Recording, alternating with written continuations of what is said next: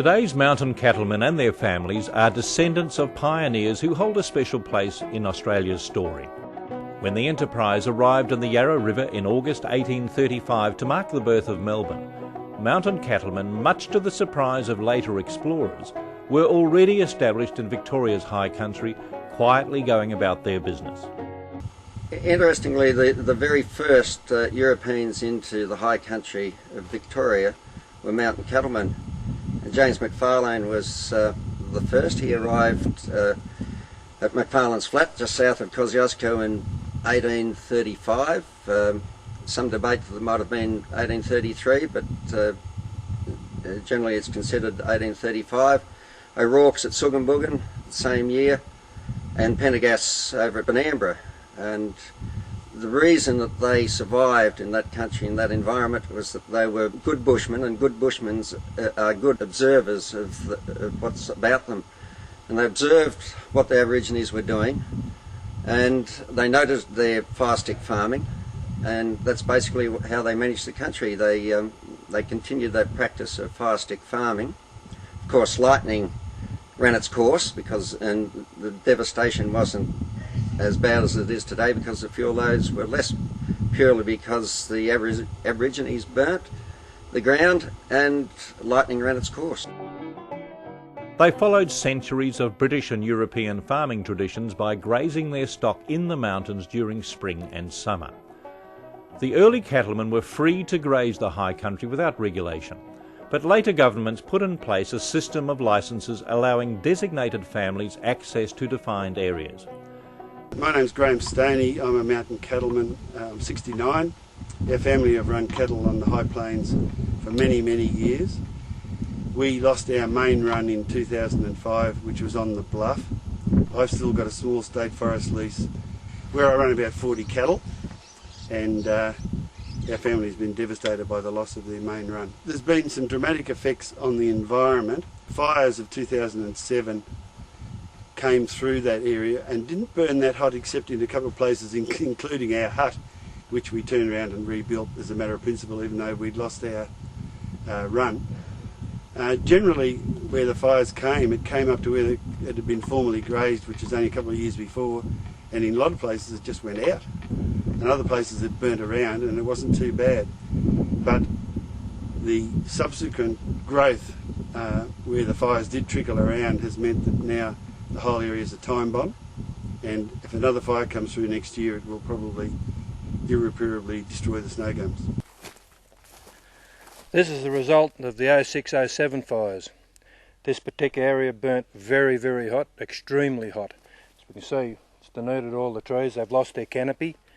The result is we've got an overburden of fuel here that is just waiting to burn again.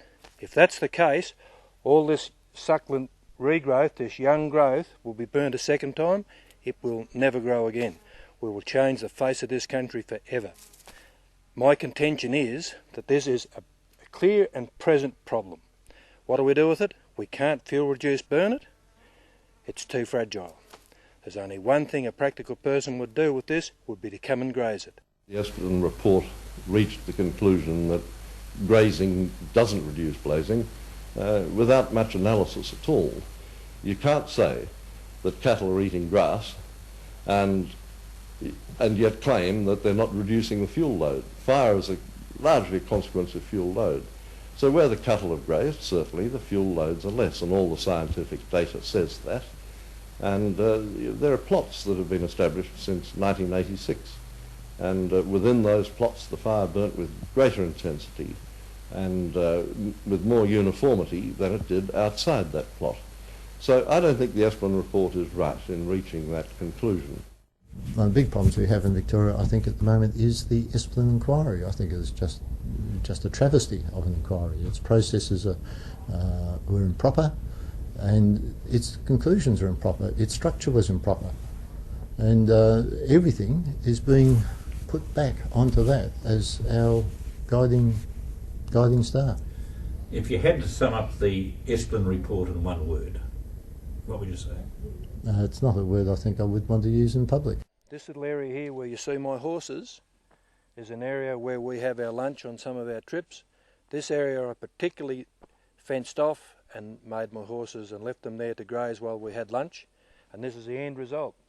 Still quite young, green, absolutely would not burn through the fire season. That's your possibility with managed grazing. That's the situation we've seen before with no management at all.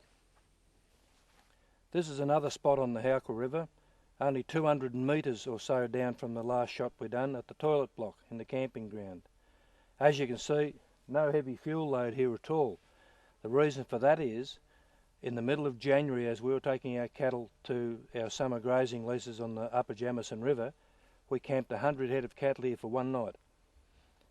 In the last month or 3 weeks, that same 100 head have come back through here, grazed this and kept on their way.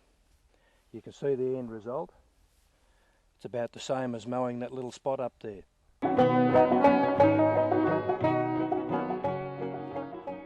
The cattlemen do have a management plan.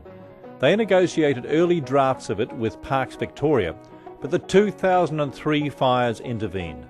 The cattlemen have finished it and present it as the basis for alpine grazing to continue for many years to come.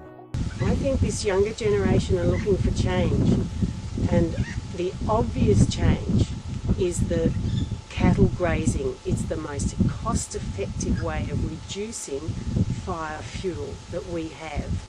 Doing it, we have to keep persevering as an association to put our case forward. I feel that our association is really getting stronger and stronger. We have such a great means of communication these days, and we have a following of associate members. I think it's in its 500 now, 580 or something. And that's huge. Anyone from the city is welcome to join as an associate member and support the High Country Cattlemen?